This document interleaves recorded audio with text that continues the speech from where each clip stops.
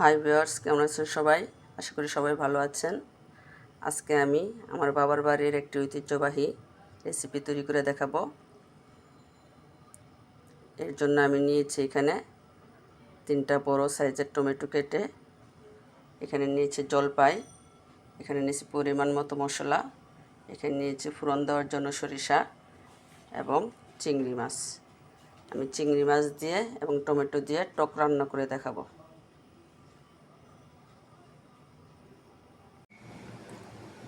দিয়ে দিলাম অল্প করে তেল। টকের মধ্যে তেলটা একটু অল্প করে দিতে হয়। এখন দিয়ে দিব সরষেগুলি। এখন দিয়ে দেব মশলাগুলি দিয়ে একটু জল দিয়ে দিলাম।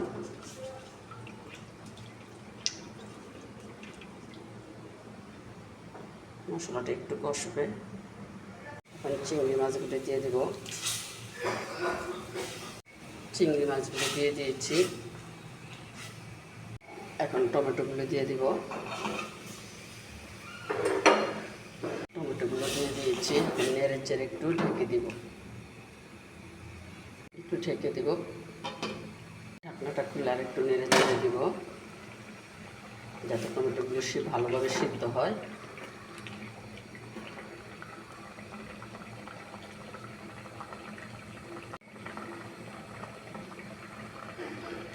আবার একটু ঢাকনা দিয়ে দিব।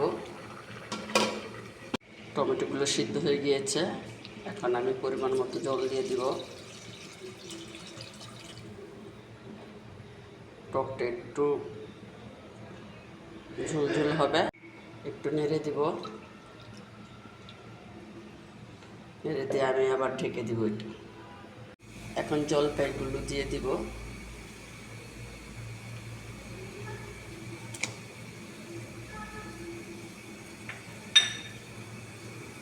জলপাইগুলো সিদ্ধ হবে।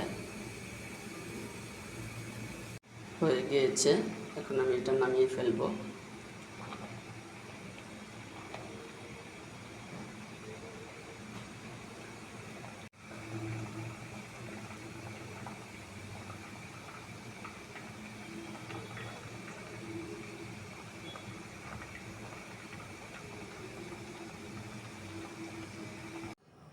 তৈরি হয়ে গেল টমেটোর টক।